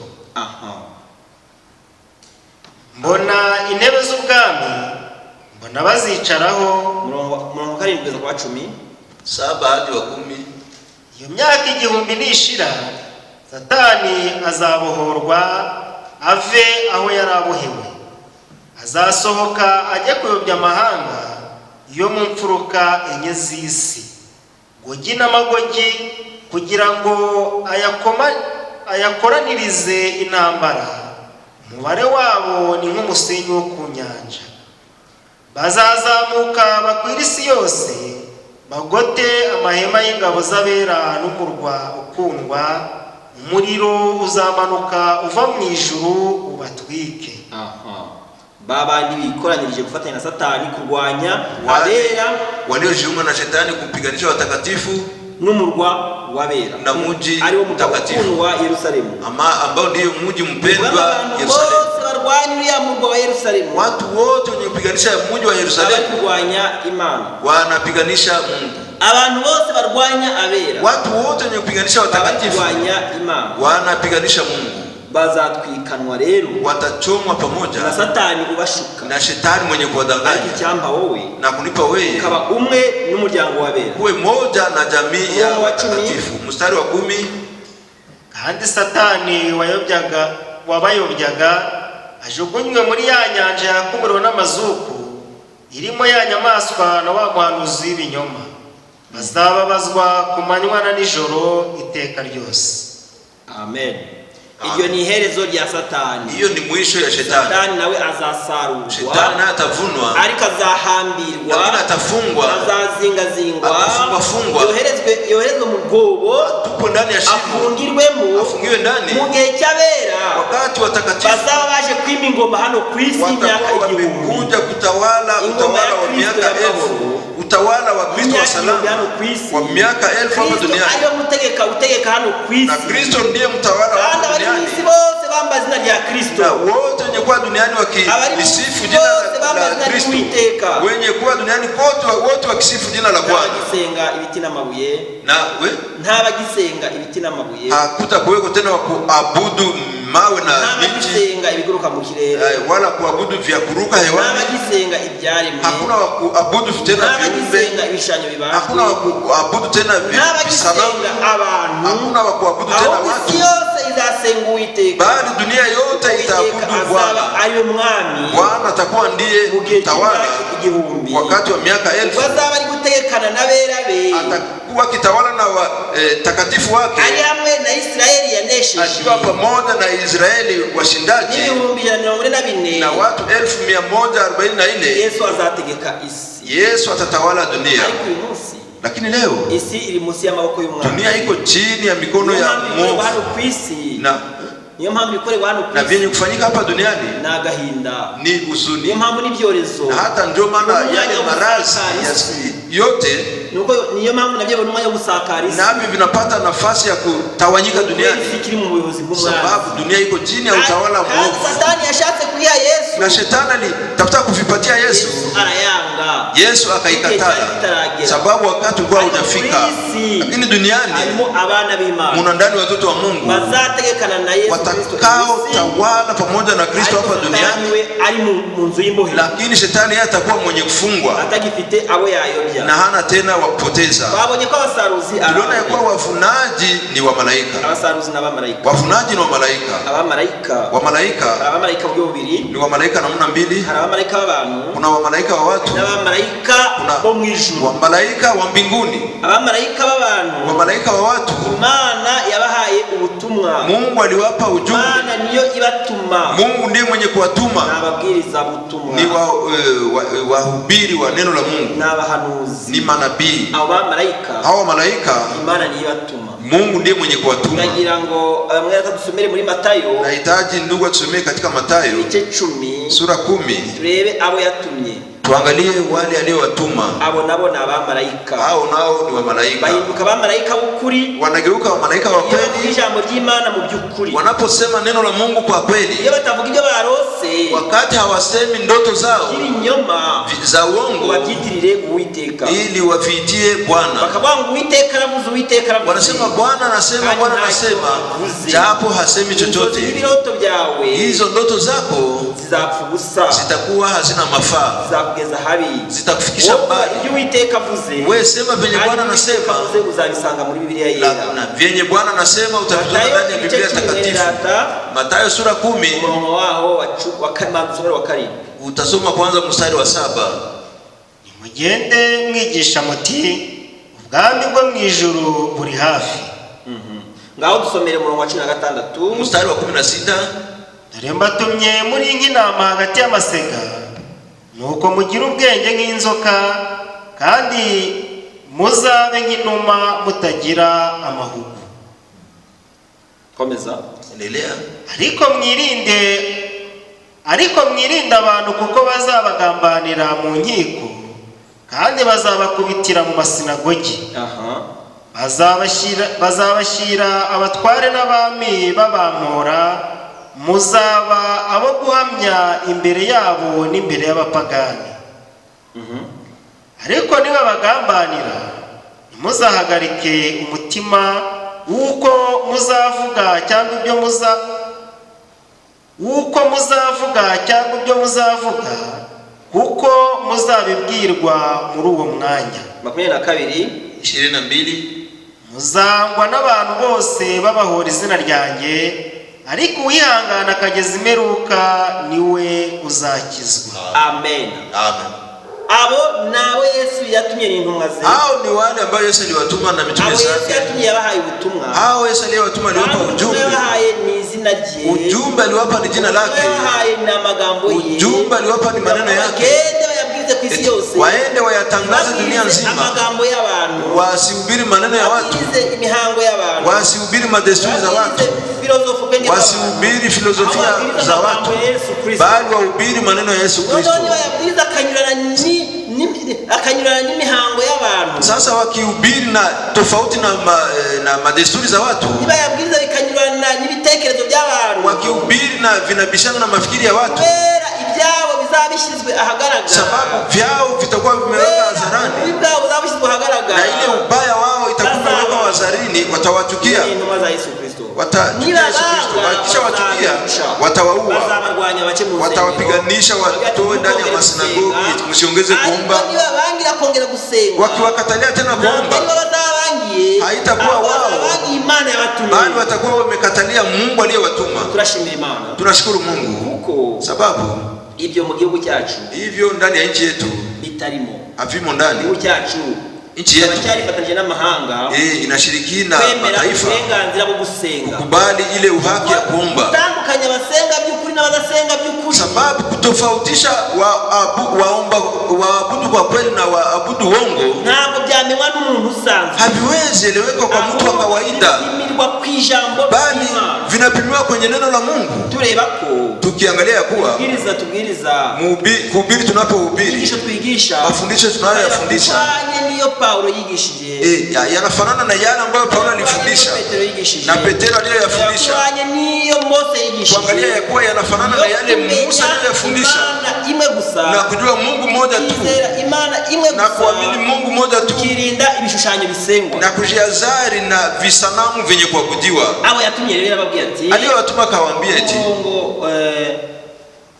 umurongo wa 40 mstari wa 40 anavuga ati ubemera awapokeaye nje abayemeye, anipokea mimi, kandi unyemera anipokeaye abayemeye iyantumye, ampokea aliyenitumye. abo yatumye rero n'abasaruzi, aliwatuma ni wavunaji, sarura nabo ya mbuto y'Imana, ambao wanakaribia kuvuna mbegu ya Mungu, ambao ndio watoto wa Mungu, babwiriza ijambo ry'Imana, wanahubiri neno la Mungu. Bana b'Imana bakumva rya jambo ry'Imana ni ryabo, wale watoto wa Mungu wanasikia neno la Mungu ni lao, bana b'Imana bakunda rya jambo ry'Imana, watoto wa Mungu wanapenda lile neno la Mungu, bakunda rya jambo ry'Imana, wanapopenda neno la Mungu, iyo jambo ligakurira muri bo, hilo linakoma ndani yao, ya jambo umusaruro waryo, neno mavuno yake, kwa bana b'Imana basana Kristo Yesu, ni kwa watoto wa Kristo wafanane na Yesu, wa Kristo azaza, sababu Kristo atakaporudi kira itorero rye, kuchukua kanisa lake, kira umusaruro hano ku isi, kuchukua mavuno hapa duniani, abo atajirudishia abo basani jambo ry'Imana, wale wenye kufanana neno la Mungu. Ubemera rero,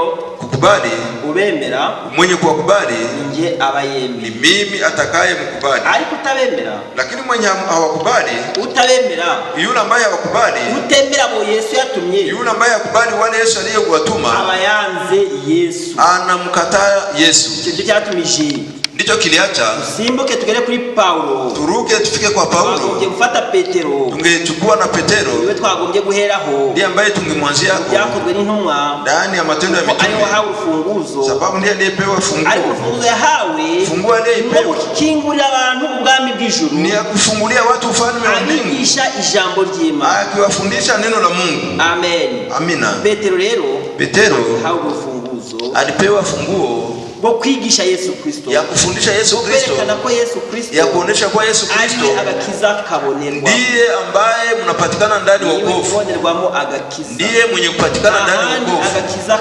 Hakuna mahali pengine wokovu inapatikana ndani ya Yesu Kristo. Ndagira ngo tubanze dusome Paulo. Tutasoma kwanza Paulo, uko ubanga, sababu mwenye kuwakataa, uanza wayatumye, mwenye kukataa aliyewatuma, abayanze uwamutumye, mwenye kukataa hao anamkataa aliyewatuma, abayanze Yesu, hapo anamkataa Yesu. Ubemeye, mwenye kuwakubali, abayemeye Yesu, anamkubali Yesu. Wizeye ibyo bigishije, mwenye kuamini walivyofundisha, wizeye Imana by'ukuri, hapo anaamini Mungu kwa kweli, barabyanditse, na walivyofundisha walivyandika. Ibice 4 byakozwe n'intumwa, sura 4 ya matendo ya mitume. Nenda yongera dufashe, ndugu atatusaidia tena, wasimbuke atusomera ibice 5, abandi murasoma ibice 4 byakozwe n'intumwa n'ibice 5, ariko we nasomera ibice 5, yasome sura 4 5. uhere ku murongo wa 25. Anze mstari wa 25.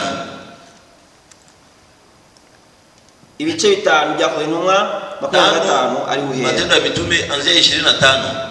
Ariko haza umuntu arababwira ati, dore ba bantu mwashyize mu nzu y'imbohe bahagaze mu rusengero barigisha abantu.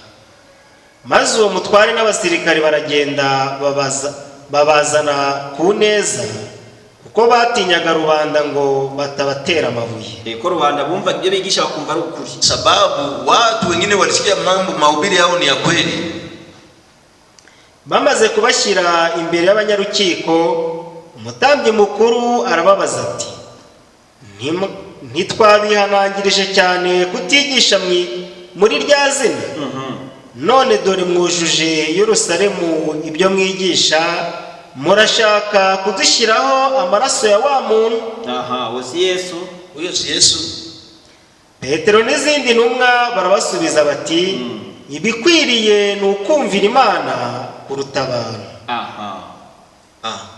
Imana Imana ya ba sogokuruza yazuye Yesu, uwo mwishe mumubambye ku giti. Imana yaramuzuye imushyira iburyo bwayo ngo abe ukomeye n'umukiza, aheshe Abisirayeli kwihana no kubabarirwa ibyaha. Natwe turi abagabo bo guhamya ibyo hamwe n'Umwuka Wera, uwo Imana yahaye abayumvira. Amen. Umurongo wa 38. Mstari wa 38. Kandi nanone ndababwira nti, muzibukire aba bantu mubarekure, kuko iyi nama n'ibyo bakora nibiba bivuye ku bantu bizatsindwa, ariko niba bivuye ku Mana ntimuzabasha kubatsinda. Mwirinde mutazaboneka ko murwanya Imana. Soreza 41. Malizia 41.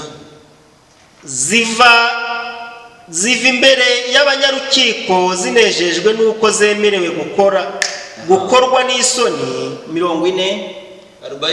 Baramwumvira, nuko bahamagara intumwa barazikubita. Bazibuza kwigisha mu izina rya Yesu, maze barazirekura. Nyuma yo kuzikubita maze zihavuye, bamaze kuzikubita kubera zigisha mu izina rya Yesu, pinga sababu alifundisha ndani ya jina la Yesu Kristo.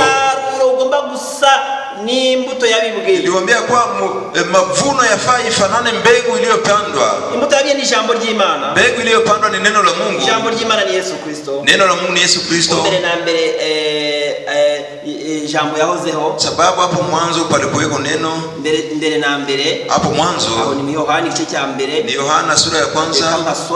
Itapasoma. Karavuga ati. Wanasema kuko Yesu Kristo sababu Yesu Kristo jambo ryabibwe ndiye neno lililopandwa, n'ibyanditswe byera, ndiye maandiko matakatifu, kubwiriza akaremwa mu mitima y'abantu.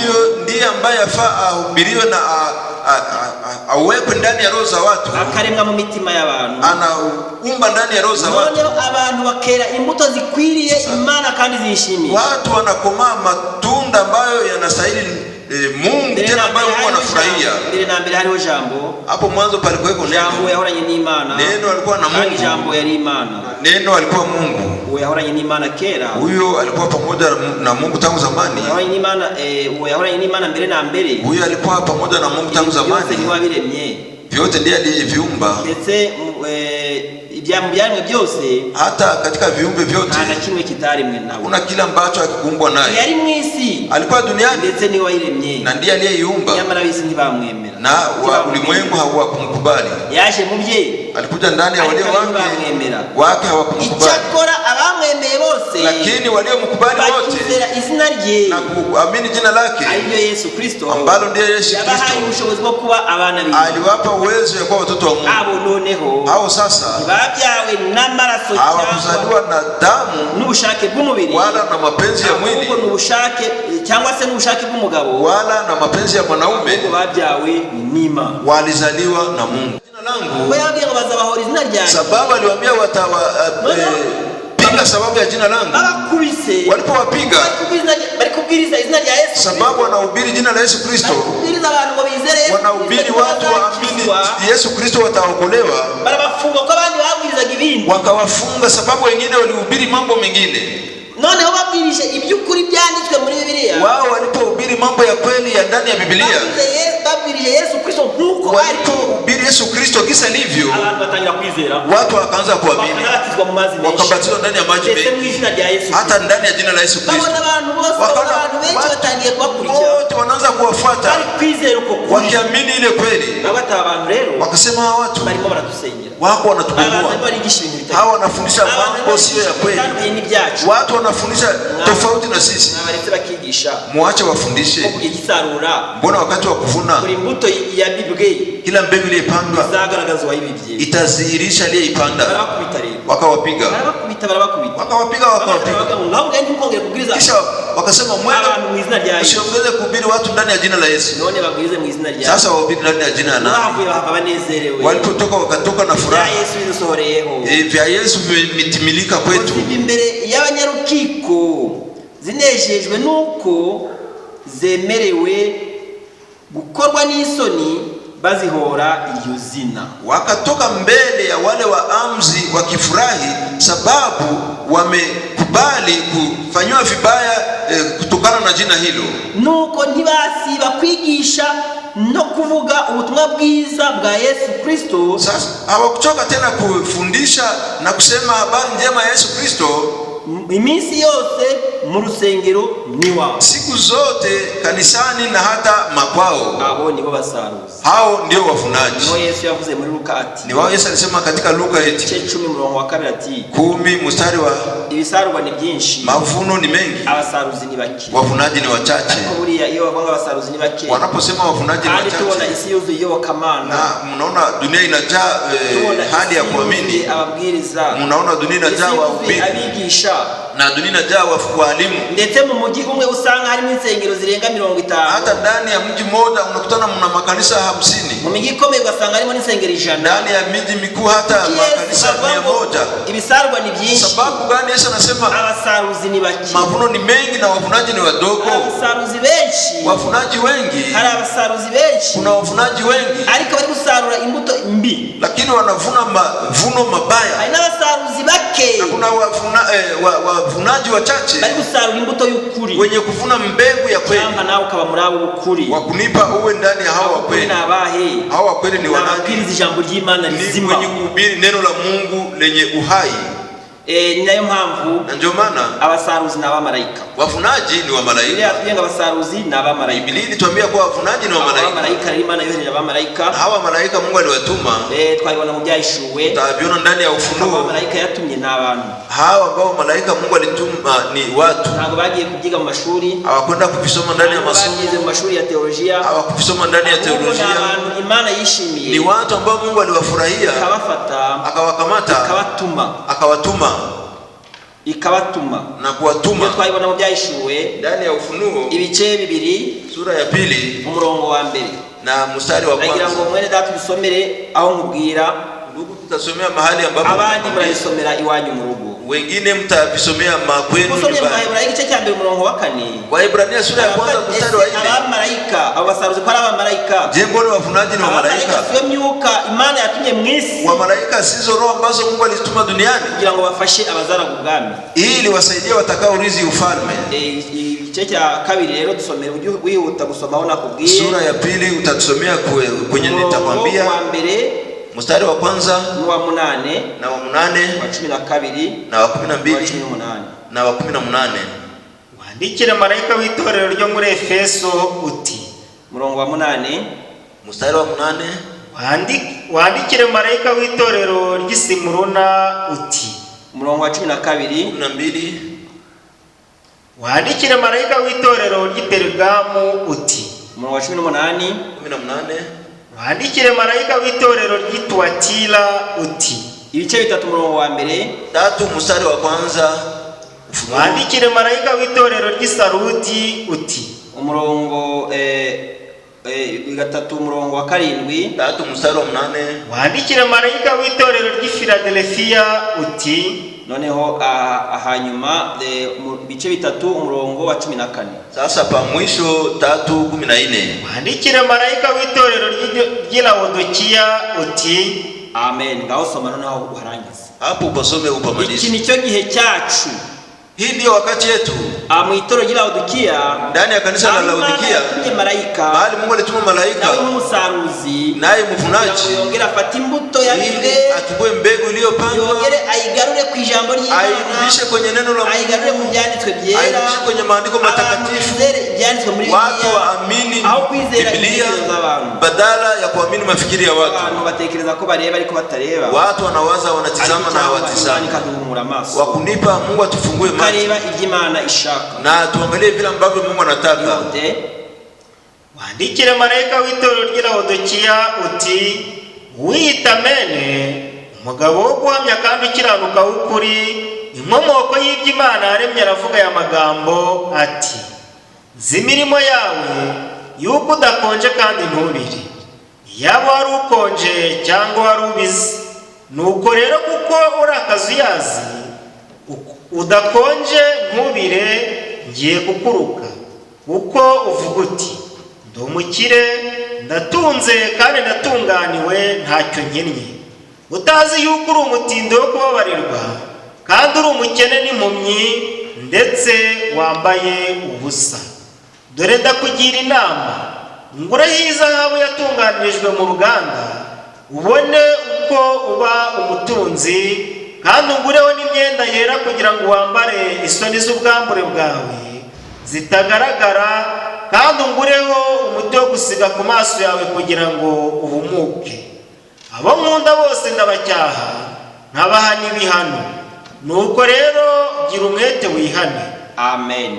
Amen. Marayika wa Laodikiya ahawe ubutumwa, huyo amepewa ujumbe, ahawe ubutumwa, amepewa ujumbe itorero ry'i Laodikiya, kanisa la Laodikiya. Itorero ry'i Laodikiya nicyo gihe turimo cya karindwi, na ndio wakati ambao abantu bagira ngo baratunze, watu wanawaza wako matajiri, wanavaa ariko bambaye ubusa, japo wanavaa uchi. Abantu bayabona abakristo, watu wanawaza ni wakristo, ariko hari ibyo bakora ukabona biri hanyuma y'ibyo bakora.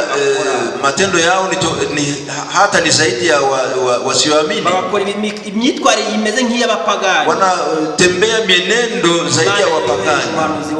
Na Mungu alituma nabii wake, alituma malaika wake, abantu bave muri iyo myifatire, watu watoke ndani ya hali hiyo.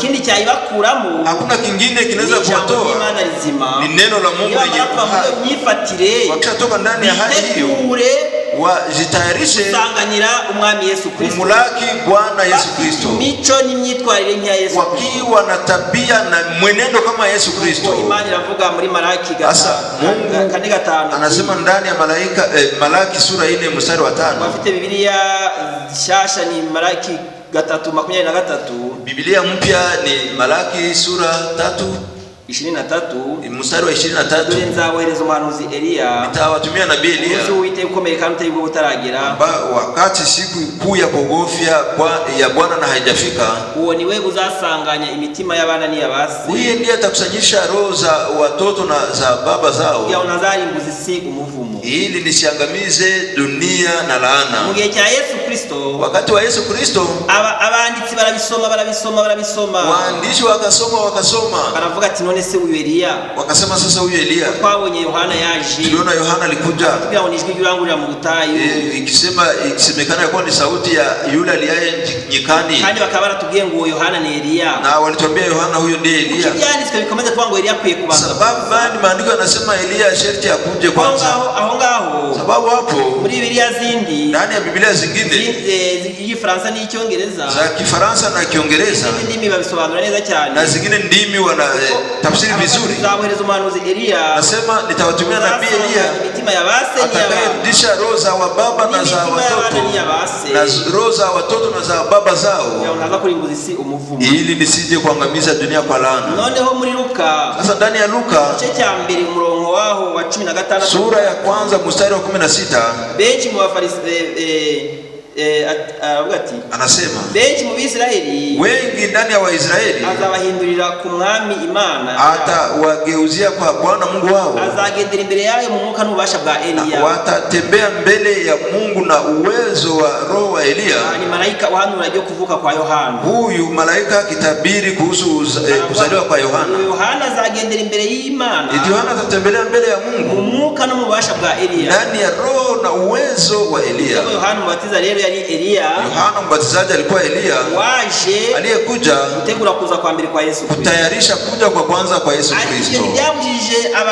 Na hivyo havikuzuiza waandishi kuuliza Yesu. Mathayo 17 Mathayo 17 mstari wa 11 baravuga ati mstari wa 11 mstari wa 10 mstari wa 10 abigishwa babaza Yesu bati, wanafunzi wakauliza Yesu eti, abigishwa baramubaza bati, wakamuuliza ni iki gituma abanditsi nini naacha waandishi bavuga bati Eliya akwiriye kubanza, walisema ya kuwa Eliya sharti akuje kwanza, nubwo Yohana yaje tukaba twaramubonye, hata Eliya alikuja na tumekwisha kumuona, kandi Yohana akaba ari Eliya ntigira ngo ramutaye. Huyo Yohana ndiye ile sauti ya yule aliyeinjika. Kwa komeje kwangu Eliya akwiriye kubanza kuza, mbona wanaendelea kusema Eliya sharti akuje kwanza? Yesu arabasubiza ati, Yesu akawajibu, kuri Eliya akwiriye kubanza kuza, kweli yafaa Eliya kuje kwanza akagarura byose na kurudisha vyote akabitunganya na kuviweka nafasi yake. Eliya rero nk'umuhanuzi, Eliya kama vile nabii, ko numwe mu basaruzi, sababu ni moja ndani ya wavunaji, kubanza kuza yafaa kuje kwanza umunsi ukomeye kandi utarikwa wite kutaragera, kabla ile siku ya kuogopesha haijakuja, arudishe roho za watoto, mitima y'abiki gihe, na arudishe roho za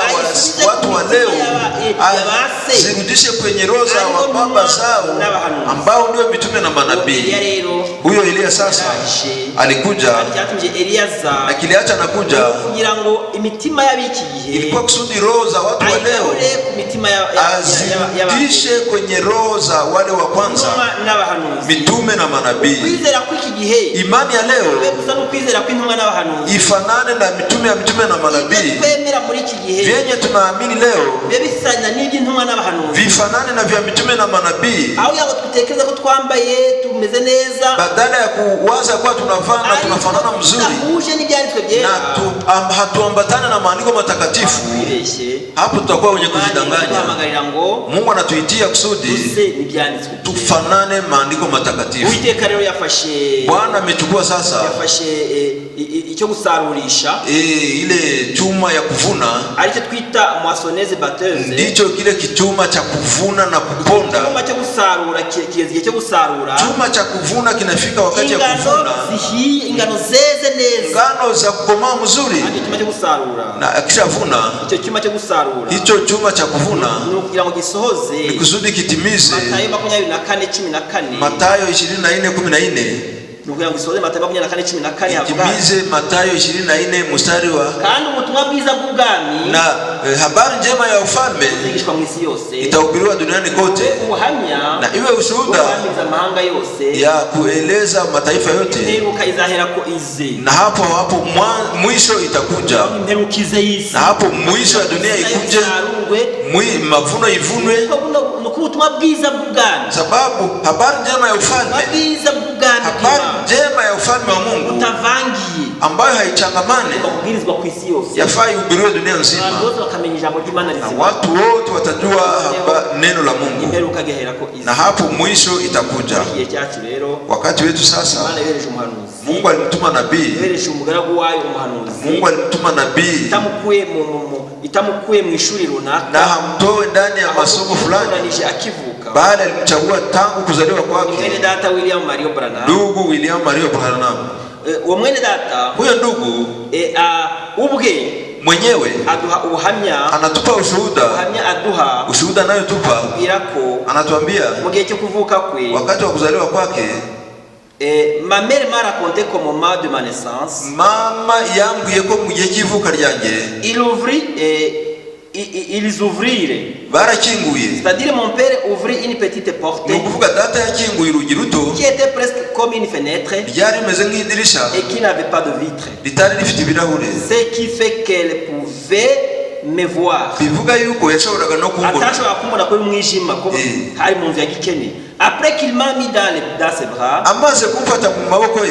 c'était vers 5 heures du matin, byari saa 11 za mu gitondo, le soleil n'était pas encore levé, izuba ryari quand ritarabyuka, il ouvrit la fenêtre, akinguye idirisha, une lumière sous forme d'un coussin, umucyo umeze nk'ikusa, umusego, entra par la fenêtre, winjira unyuriye muri iryo dirisha, resta suspendu sur le lit. no ukomeza kuba hejuru y'uburiri.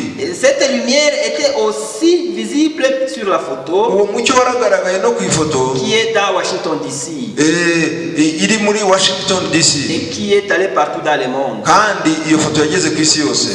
Cela remplit mes parents d'étonnement, ibyo byatangaje cyane ababyeyi banjye, parce qu'ils ne connaissaient rien au sujet de la religion. kuko ntacyo bari bazi ku byerekeranye n'imyizerere. C'est pourquoi ils ne comprirent pas ce que c'était. ntabwo basobanukiwe ibyo ari byo. Uwo mwana avutse n'ababyeyi ntibamenye kuzaliwa hata mtoto wazazi hawakuelewa gisi gani ambavyo amezaliwa. Imana yakoranaga nawe. Gisi aliyokwenda kikomaa Mungu alitembea naye. Uko yenda kuri Imana yakoranaga nawe. Gisi alikwenda kitembea Mungu alitembea naye. Ageze mu gihe cyo kutangira gukora umurimo w'Imana. Alipofikia wakati wa kufanya kazi ya Mungu, Imana imubwira ya magambo. Mungu akamwambia maneno haya. Niyo dusorezaho. Ni hayo tutakomeshea.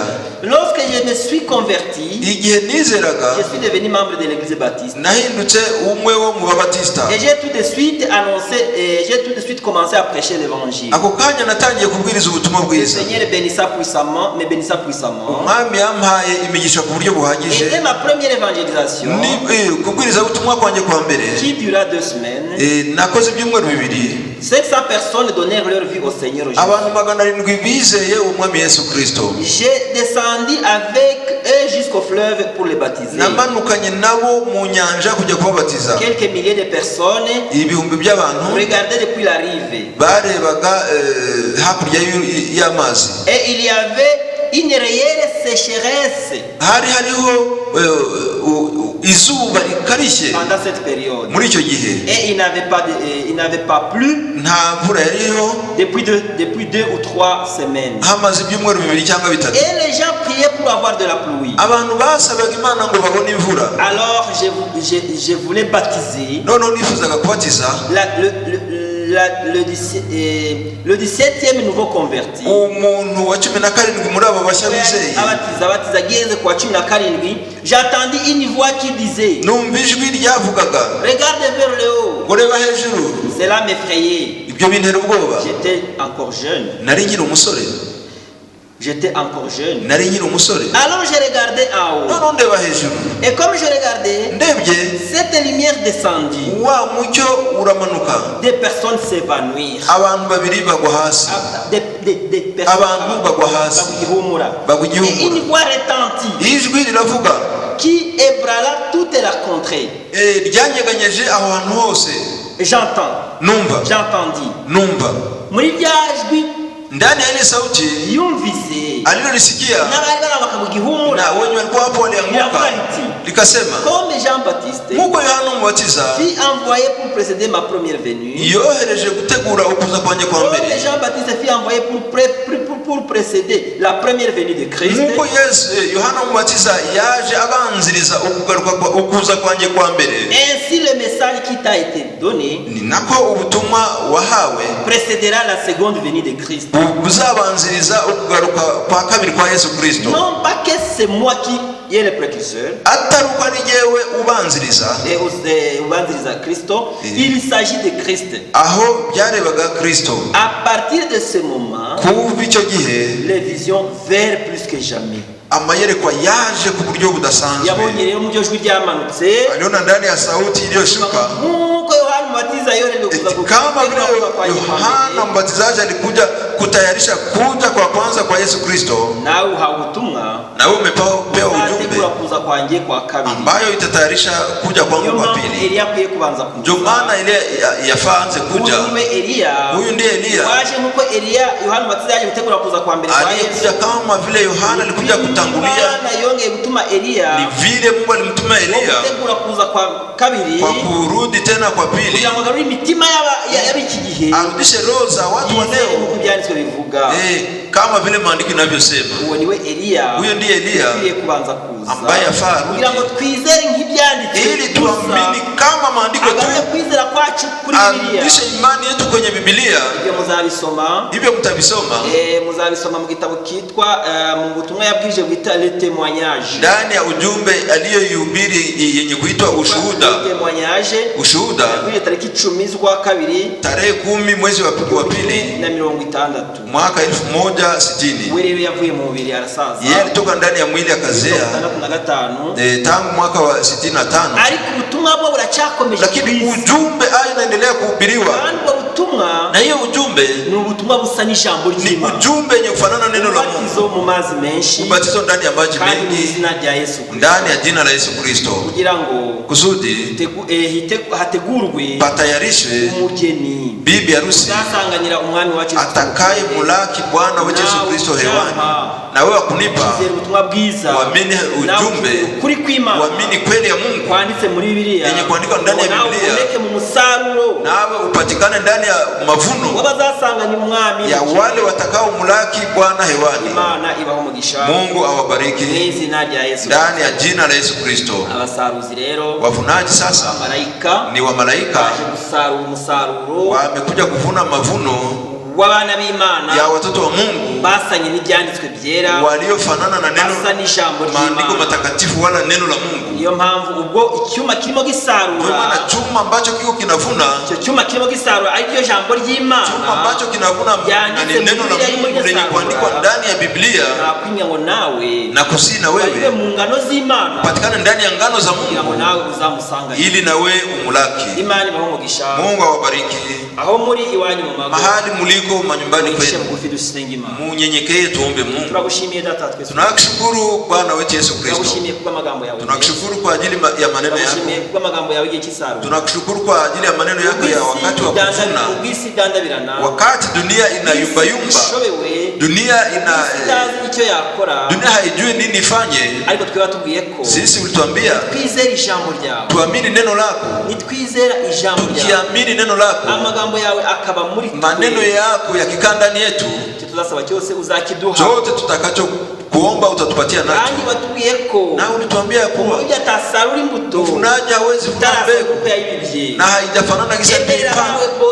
Kubalia walio wako Bwana, kubalia wote unaowafurahia, neno lako takatifu liwezi kuwafika, ili wote uliowapata duniani wawezi kuishi kwa ajili ya neno lako, wawezi kuvutwa na neno lako, wote wafanane maneno yako, ubashe gucyura itoro ryawe, na uwezi kuchukua kanisa lako, uwezi kuchukua mbegu zako. Mwami muumvishe ijambo Bwana, tumesikia neno, muumvishe ili jambo bose ndani ya waliosikia neno hili wote, numwe ugira muri uwo mutima winangira utizera, pasiwe hata mmoja kufanya moyo mgumu kwa kutokuamini, bali ufungue roho zao ili waamini kama vile maandiko yanavyosema.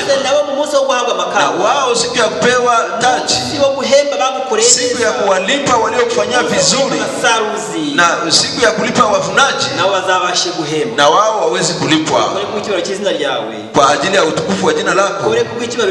Fanye kwa ajili ya utukufu wa jina lako, na utulinde siku yote hii.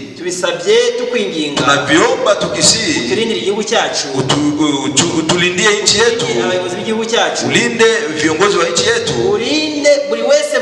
ulinde kila mmoja Bwana, wenye kutumainia jinsi ulivyosema,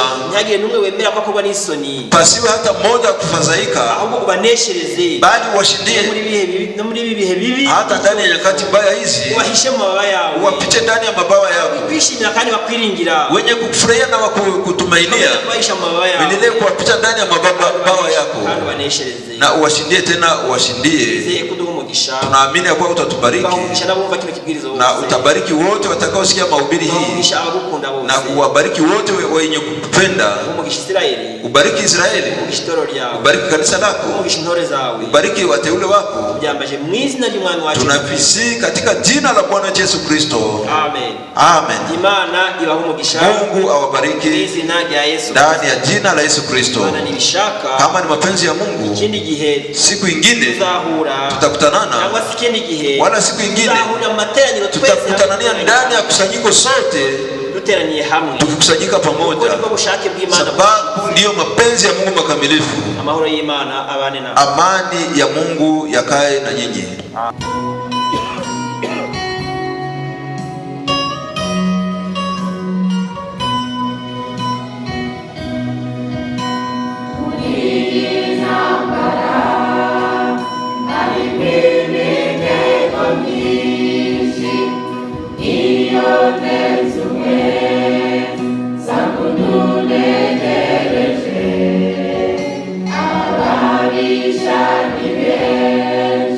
Yes,